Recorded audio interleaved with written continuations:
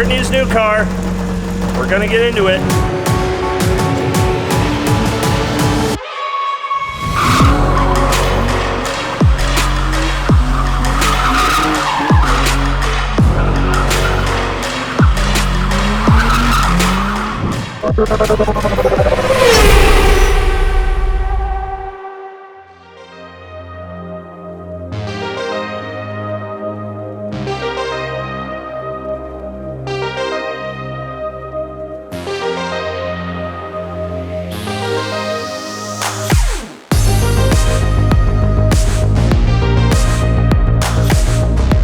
So this has been a big project in the background, and although we have a lot of other things to talk about on this car, the first thing that I want to talk about is our in-car entertainment.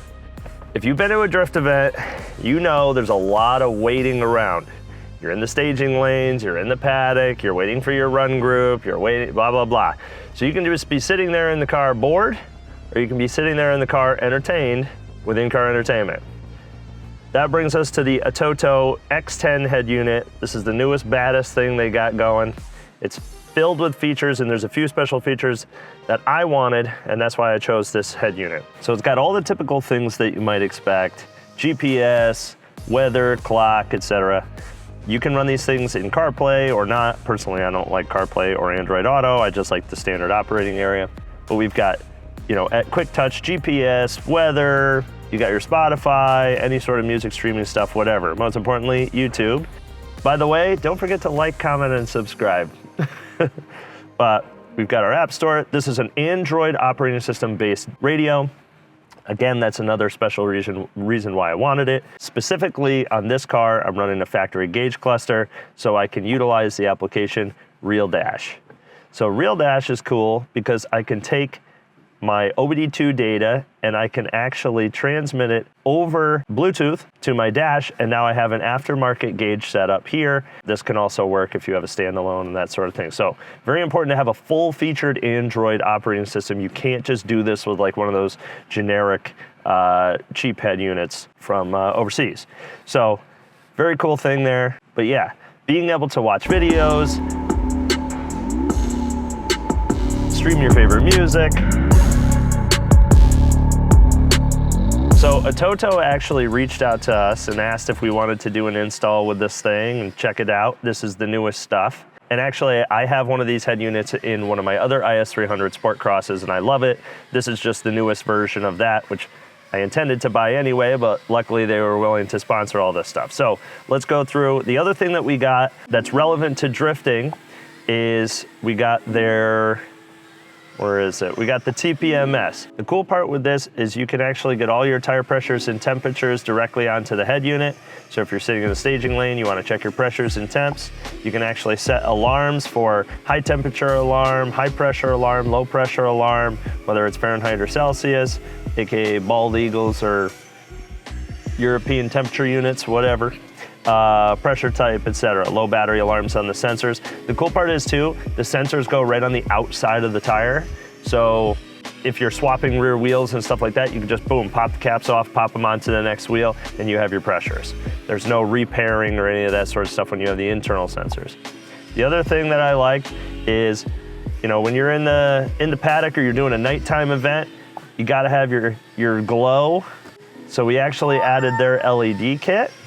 So now we've got nice underglow in the cabin. We've got our mood lighting, so we can set the mood in nighttime while we're drifting. It looks really cool, and that was something that I wanted to add for Brittany. Cameras, we've got a rear-facing camera.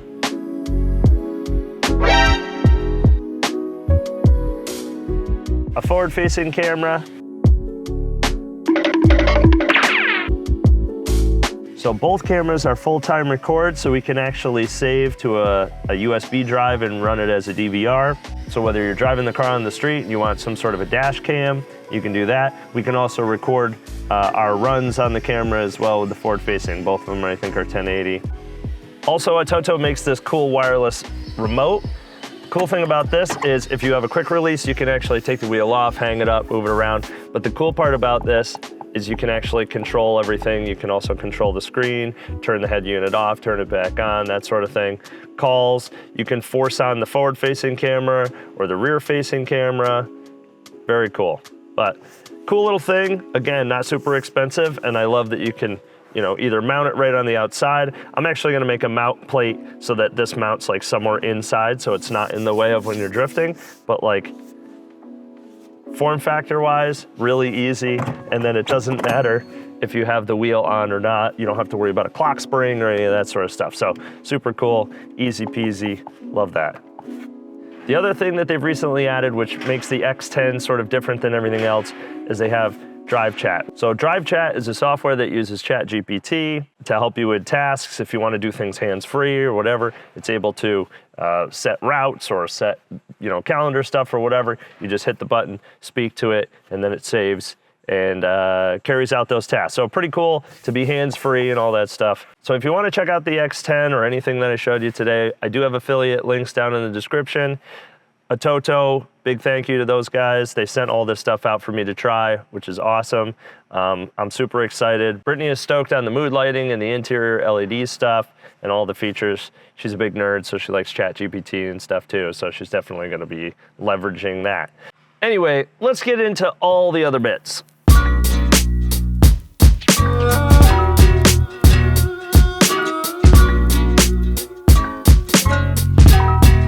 So if you're new or you just don't remember the first time I ever went drifting at the clinic day, this is my wife's Z3 drift car. We built this for her like last year. Put together, it's very simple, coilovers, wheels, seat, blah, blah, blah. Well, this car was proven to be pretty difficult chassis, especially for putting in seats and harness bars and this and that. So we wanted to go to something a little bit more current. This is my wife Brittany's new IS300 drift car. I picked this up probably 6 months ago or like during the summertime last year, 2024. It's a rust-free Nevada car. It doesn't have a single speck of rust on it. It's awesome, so it's been very easy to work on. We're going through and we're converting it into her new drift car. So originally this was a tan interior car. It was automatic, so we're fixing all that stuff up. We've switched it out to a black interior. My boy Jay had the majority of the stuff that we needed in order to switch it to black. I ended up buying a carpet and this and that. Tyler pulled the dash out, got rid of the sticky dash, which if you're familiar with IS300s, you know what sticky dash is. Got all that stuff cleaned up, repainted the dash black with SEM Lando black. We went through and we did an Alcantara headliner and pillar covers as well. So we fabric trimmed all the pillar colors. What? So we trimmed out the pillar covers with Alcantara, you can see here. I actually bought her these seats from NRG 2 years ago for her birthday. The intention was to put these in the Z3, but they're pretty wide, and Z3s just do not fit seats conveniently, so we've actually been able to work them into the IS300 a lot easier here. She really likes gardening, so I was like, well, what can I get her that will tie in cars and gardening? So I got her some flower seats from NRG. So these are the Sakura Cherry Blossom seats from NRG. They got sparkly pink sparkle girl plastic on the back. And these are the recovered suede pillar covers. So when it's time for them to go all back in, they'll be looking nice. Now we have waited to put these in for one big reason. So to match the Cherry Blossom seats, we sent the seatbelt extractors. We sent these out to be refitted with pink belt material. They also needed to be reset, and we painted all the fixins black. So normally these are like a light gray from the top half of the B pillars, the pillars up to the headliner, so they're normally a light gray. So we went through and converted these all to black, and now she has pink belt inserts. That's pretty cool because it matches the seats, but it's also pretty cool because when my boy Jimbo was in Japan during the green S14 trip, actually he was at Thrash Racing and they had this set of pink belts this was actually the last set they had, the pink heart belts, that he thought would be perfect for Brittany. So he actually picked these up as a gift for Brittany Big thanks, Jim. She loves them. So actually, there were one set of the Heart versions left, and then there was one set. Approximately 10 hours later. Then there was one set of the standard Garage Thrasher turbo version. So what we're gonna do is we're gonna split, half the harnesses will be Hearts, and half the harnesses will be the traditional Thrasher. So then she'll have cool, like, mismatched, lefts and rights for both seats. So it'll look like one set, but it's actually two sets put together. So pink belts, once we get a harness bar, either that or a half cage or something in this car, then we'll probably get these harnesses in. For now, we wanted something cool with the pink OEM belts, so we had those refitted. So Tyler's gonna go ahead and get those installed and finish up the rest of the interior and get the suede Alcantara bits put on.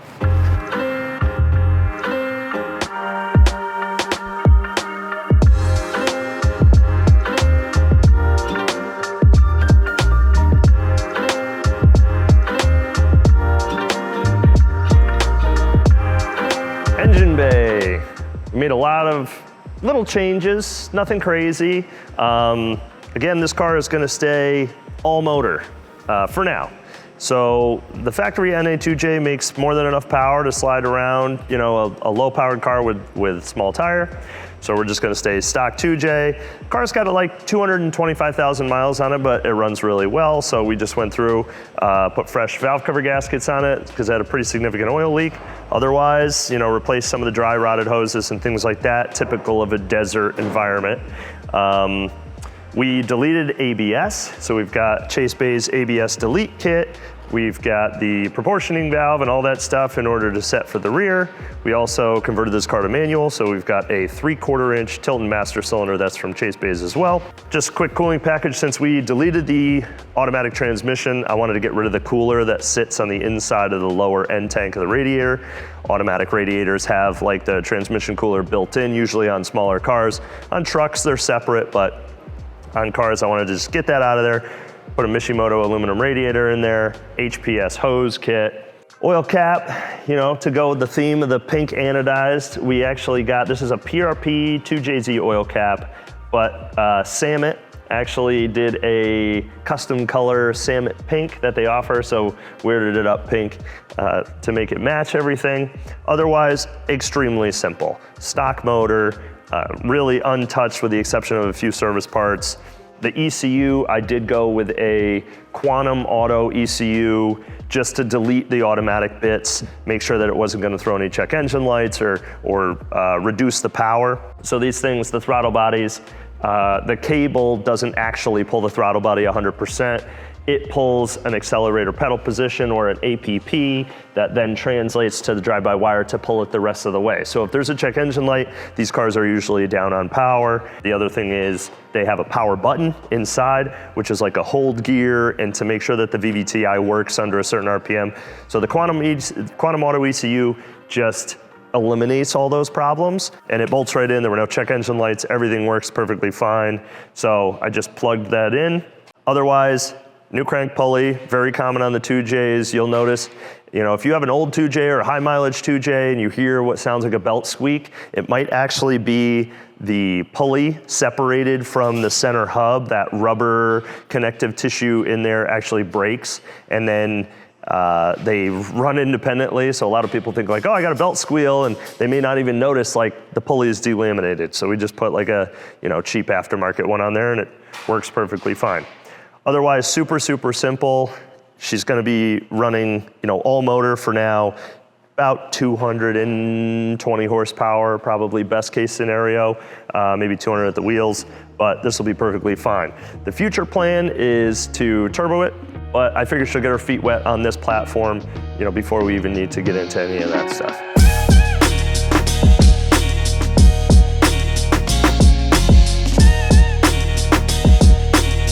Little quick bit, we didn't film it really, but we put fresh lenses on the headlights. Instead of replacing the whole headlight with like an aftermarket headlight assembly like Depot or some of these other guys, I really like using the factory sort of inner guts of the headlight because the beams are usually very straight, they're very well pointed, so you don't have to worry about it shining up at the sky and stuff like that. You see some of the cheaper headlight options, they diffuse the light really poorly.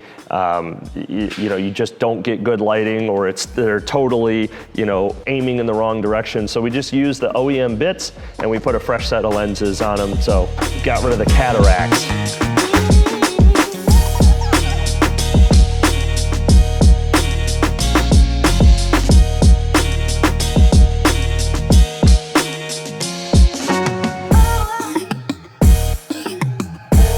Wheel and tire package. I really like simple wheels. So 4, 5, 6 spokes, sort of simple, easy to clean, easy to maintain wheels. We went with Enkei PF05s. These are 18 9.5 plus 38, so pretty similar to like a Subaru fitment. I wanted to be able to fit under stock body. We are running quite a bit of camber here, as well as quite a bit of caster. This does have a Drift HQ, I think it's a Drift HQ PMC collab angle kit. I think it's branded Drift HQ, but maybe made by PMC or something like that. But either way, really simple bolt-on angle kit. Adds a little bit of track width in the bottom so that you get some of the camber from the bottom. And then we just have SPC adjustable camber ball joints in the top. So it's like a factory arm, but it has an offset ball joint. I think right now we're like 6.5 degrees negative camber, something like that, which may be a little bit too aggressive, but we're gonna see. Ultimately, when this thing's at lock, our leading wheel is standing up straight, so we have good contact. So yeah, simple wheel, easy to get, easy to clean, easy to replace. We love PF05s.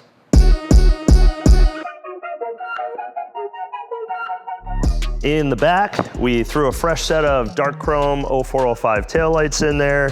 0405 are like sport design. What was in here before was just the standard taillights, but they were all cataract as well. So a nice clean look in the back, dark chrome. I like that look. Exhaust is the ISR 3-inch catback. The reason that we went with the ISR 3-inch is, again, in the future, the plan is to be turbo, so I don't want to have like a smaller diameter exhaust that is set up for the all-motor setup. The goal is that eventually it's turbo, so I want 3-inch to support that power. It's got a really nice sound to it. It's pretty quiet. We went with like the full oval muffler body instead of the straight through can. I think once it has a turbo on it, maybe if it's a little too quiet, we could switch it out to like a can style or something so that she can hear the exhaust note. But yeah, otherwise relatively simple in the back. For suspension, no surprises. BC DS coilovers. I custom ordered these. They're 20K front, 18K rear. These things being double wishbone, they have a pretty aggressive motion ratio in the front, so you can actually spring them up pretty heavy. Same with like JZXs, JZX90, JZX100, stuff like that. They all are very similar in suspension geometry, so you gotta really spring them up a bit versus like a strut. So BCDS coilovers, 20s and 18s. In the rear, we have a full GK Tech suspension setup, lower control arms, toe arms, tension rods as well, all adjustable. So we were able to get the rear dialed in really, really well. OEM diff, 3.9 final, welded. I think that that'll be a good pairing with the ZF 5-speed, which we didn't talk about at all, the ZF 5-speed. We didn't.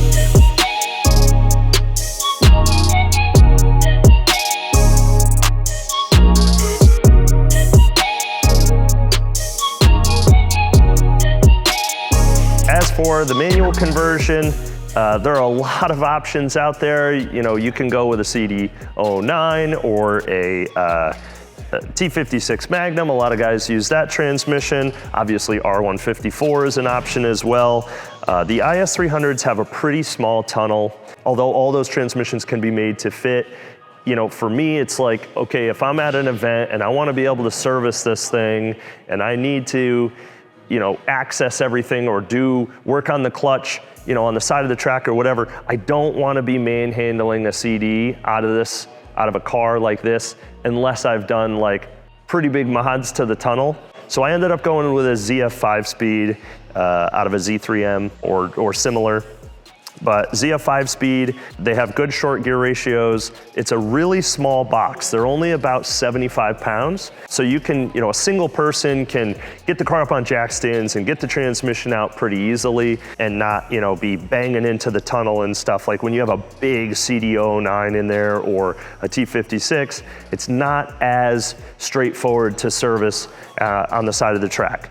The ZF 5-speed can handle, let's say reasonably 600 horsepower. They shift pretty well. They're completely contained with a output drive flange, so you can leave the fluid in them. I mean, it just makes a lot of sense because it's easy to service. So ZF 5-speed, PMC adapter. I think it runs like a E46 M3 pressure plate and like a custom clutch disc, but super straightforward. Something that I like about the PMC adapter is actually the starter can stay installed when you pull the transmission off. Sort of the factory 2J setup is that you have to pull the starter bolts out, which aren't always easy to reach. So it's nice, the starter just stays in place, the trans can come off, you service your clutch, flywheel, whatever you need to do, and you can put it back together really easily.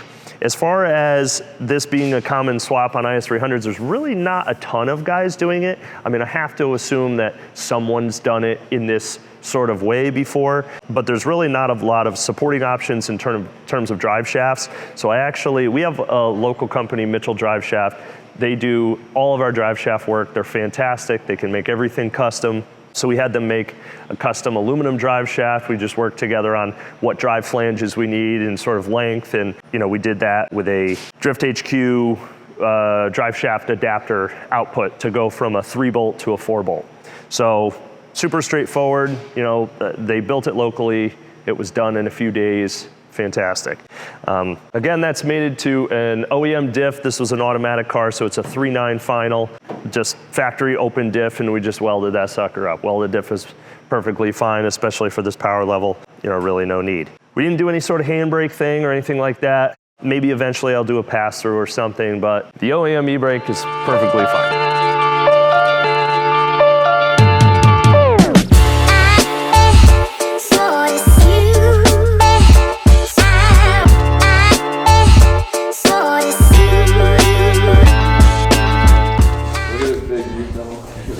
Yeah. So this is the IS300 stuff that we've been working on. I know a lot of you guys have been asking about the wagons. Look at what they're doing right now. This is crazy. Get out of here! So, got my flow off on yeah, I'm all anxious and messed up. This is the IS300 right here. This is your wife's car? Yeah. This is my wife's car. She's gonna learn how to drift better than me. Team Brittany. Guys, this is my buddy James. He's trying to start a YouTube channel. Seriously, it would be a huge help if you could go over and like, comment, subscribe, follow. I have to feed my son. Yeah. All right, so this is the IS300 stuff that we've been working on. I know a lot of you guys have been asking about the wagon. Just a quick side quest I got distracted with. Happy wife, happy life. But we're definitely gonna get moving on the wagon. For those that didn't see, we sort of put it at the end of a video last time. It's probably gonna be at the end of the video this time as well, but I did send the car out and get the bay painted.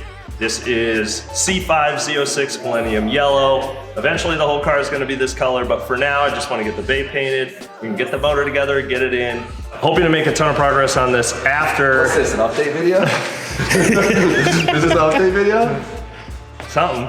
Cool. I want to give me the updates. All right, so, dude, here's the update. So, get the motor together. Sick. I gotta get that broken transmission that you gave me back together. Utility. Okay, you make it sound like I sold you a broken transmission. Right. So, James sold me this transmission. He's like, it's mint. It's nearly brand new. It doesn't miss a beat. It doesn't grind gears at all. I'm not even gonna say anything. Anyway, but he gave me a free transmission. I love this car. And so I want him to work on it. Obviously, wife comes first. So the IS, that one comes first. Happy wife, happy life. You said it. Everyone knows it. This car's so freaking cool, and it's gonna be yellow, which is the best color. So this wagon. Isn't the motor together? It's together, yeah. Sort of. Pretty much. Motor's together. There's some details. I gotta figure out, dude, what color am I gonna paint the valve covers? Because what hits on yellow? Pink. Pink? What? Pink? You're gonna go crazy. I mean, silver's always safe, right? Silver's always safe. I think black All won't I do it. is safe. Safe. Right? All I do is safe. So Color match your valve covers. Do some pinstriping, maybe some flames. So I thought about color match. Yellow valve covers, silver flames, little sprinkle, I thought about double chrome. double chrome, triple chrome. Grow up. Quadruple chrome. Now we're talking. Or that like graphite-y sort of like magnesium color that I think that would hit on this because it would sort of look like that like That's safe. Kevlar colorway. That's safe. You know? He's talking safe now. Yeah, something. Anyway, so after I finish the FRS, which is getting a whole bunch of things we haven't talked about yet, we'll probably talk about I was that. so happy that we inspired you to do an orange case. This is a sore subject. So Austin, come here. This is perfect. So remember when there were no orange FRSs drifting at all, and now there's like a whole fucking crew of these guys? Literally the exact same car. If you guys hadn't seen Austin's build, it's the same car, same color, Same body kit. same body kit, same engine. I mean, different-ish engine, I but took great inspiration from you. I'm an inspiring guy. The boys always copy the dad. That's usually what it is. Anyway, let's wrap this up. I don't know. We're out of here.